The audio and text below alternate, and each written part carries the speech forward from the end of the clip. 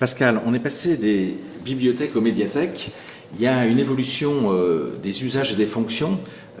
Qu'est-ce qui marque ce rapport à la société ? Ce qu'on peut dire, c'est que jusque dans les années 70, les bibliothèques restent fidèles en fait à ce qu'elles étaient au 19e ou au 20e siècle, c'est-à-dire des espaces qui sont réservés au public cultivé,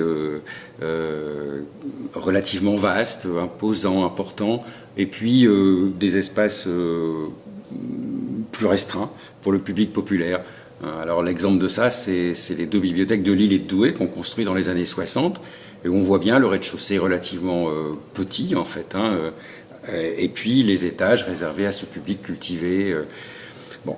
Dans les années 70, on va voir donc de nouveaux modèles émerger à Grenoble, dans la région parisienne, et puis les années 80, l'État va au fond imposer aux collectivités un nouveau modèle, un modèle à la fois avec des surfaces beaucoup plus importantes et des espaces ouverts.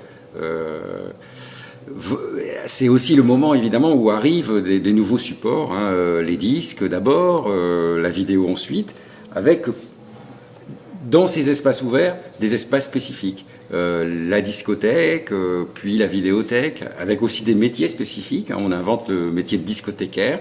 Voilà, donc on a une diversité de supports, mais qui ne se mélangent pas. Et puis une forte construction de bibliothèques dans ces années 80-90. Voilà, on arrive au début des années 2000, donc avec une très forte augmentation du nombre d'équipements, avec donc l'ensemble de ces supports. Et puis là, il y a, disons, plusieurs phénomènes concomitants. D'abord, on s'aperçoit, alors que la courbe de fréquentation avait suivi l'augmentation des mètres carrés, que cette fréquentation, elle est quand même un peu en berne à partir du début des années 2000. Et puis, on voit aussi à ce moment-là l'irruption du numérique qui modifie les comportements. Et petit à petit, on va s'interroger, la profession va s'interroger sur, au fond, qu'est-ce que doit être une bibliothèque au XXIe siècle, voilà, et à quelles attentes elle doit répondre. On va remettre en cause petit à petit ce modèle qui diversifie, enfin avec, on remet pas la diversité des documents, mais par contre leur positionnement dans l'équipement, on va petit à petit mixer tout ça. Dans l'idée que, au fond, ce qu'on veut, c'est quand même aussi que le public soit lui-même confronté à l'ensemble des situations, qu'il puisse rencontrer les autres, enfin que la bibliothèque devienne un lieu de rencontre.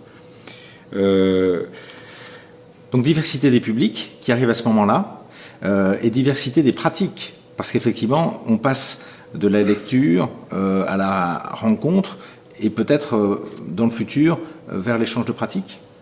Voilà, alors la bibliothèque, elle n'est plus seulement le lieu des collections, mais elle devient un lieu de pratique, en effet, utilisant les collections. Au fond, c'est ça. Alors, on pourrait illustrer ça par exemple Grenay. À Grenay, on a au sein de la bibliothèque un espace de cuisine qui peut être utilisé donc par les usagers. Et voilà, on n'est plus seulement, on n'emprunte pas seulement des livres de cuisine, ou on les lit pas éventuellement sur place, mais on en fait ensemble. Voilà. Et ça, c'est tout à fait révélateur au fond de ce qui est en train de basculer dans les bibliothèques, qui en même temps, évidemment, accentuent aussi leur qualité de convivialité, d'accessibilité. Enfin, elles sont véritablement elles se veulent au service du public. Elles sont à l'écoute de ce public et de ses besoins. Merci.